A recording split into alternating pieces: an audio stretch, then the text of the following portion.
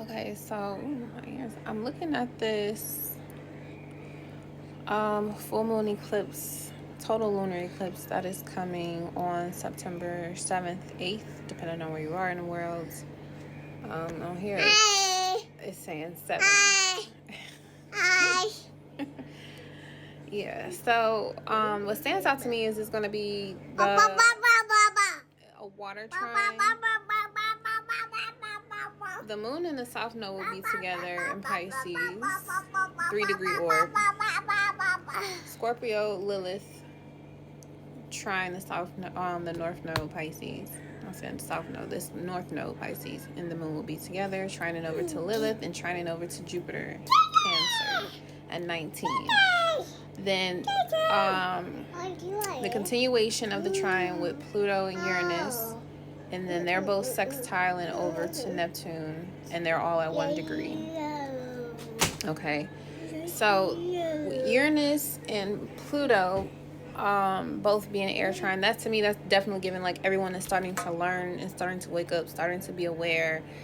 And Neptune retrograde in Aries is like people are starting to understand their role or other people's identities in the full on awakening that's taking place.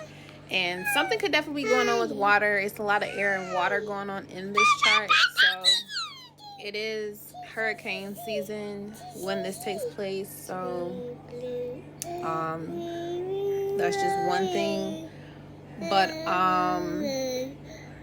yeah, and then of course the opposition with the sun and the moon, and the sun being with the south node and Mercury.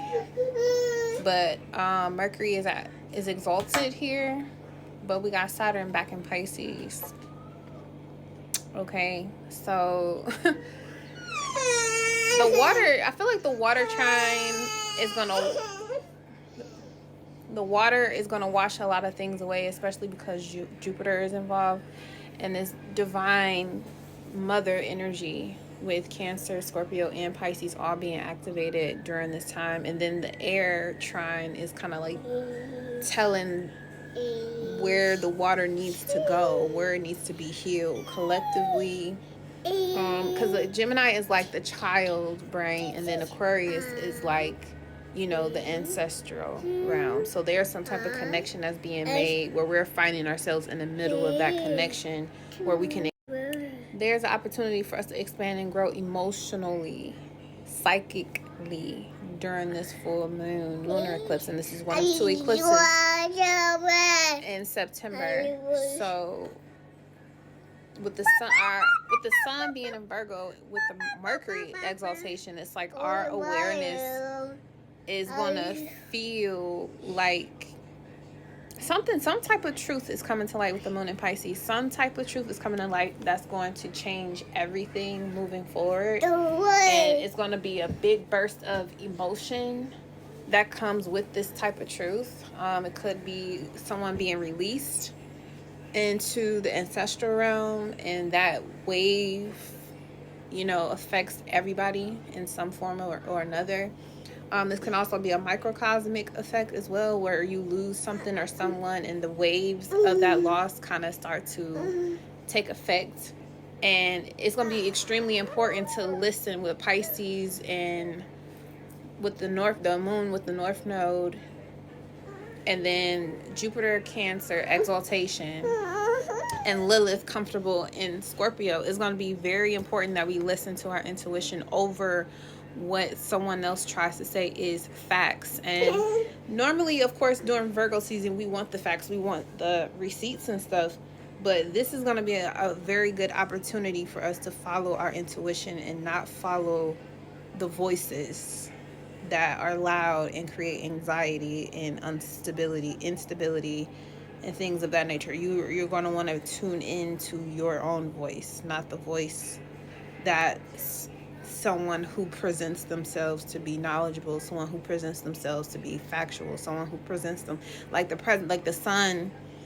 This person is going to come like a great leader and a great speaker, but you really want to tune in, because that's all they're here for, is to tell you to tune into yourself. Don't Facts are good to build things with, Yes, things can be verified with facts, but nothing beats intuition. You got to listen to your intuition first before you can start to look at the facts, the paperwork, the receipts, because that's going to give you a way bigger indication of where energy is trying to point you in that direction with Pluto and Uranus are retrograde at 1 degrees Aquarius and Gemini. Because not only are you starting to learn something, but you're also turning on how you already knew it.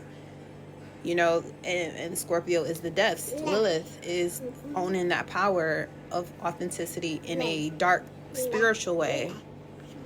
Okay, in a dark spiritual way. So this, and then Venus is here in Leo, 12th house. With Leo being 12th house to the sun during this time, and Jupiter being 11th house to the sun, it's going to be a lot. No one is going to pay attention to, it's going to be real hard to pay attention, I would say, to true love, real love, sincere love, because everyone is going to be riddled with all these different conversations or messages and stuff like that. It's going to be real hard to determine what's true. But the only thing that's true is listening to your feelings, listening to the emotions, listening to your inner guidance system. Like, what is it telling you?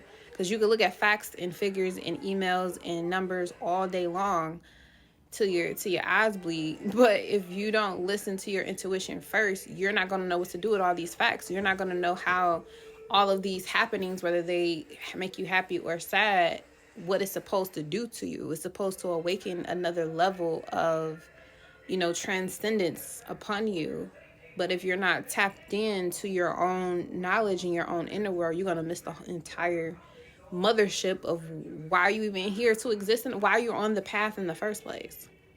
Why this had to happen in the first place. You're going to miss out, and then you're going to walk around being angry and wanting to, you know, cause all these disruptions in relationships, and you could really mess up your money that way just because you're not tuning into your inner wisdom that's telling you this is who you are, this is what you're meant to deal with. It doesn't necessarily mean it's bad. It's just something else for you to learn from, because it's trying to get you to see something in your unconscious mind that you can remove or heal from with the water submerging, with the big water trine is trying to get you to heal it so you can finally release it and let go and move on, and you don't have to deal with it anymore.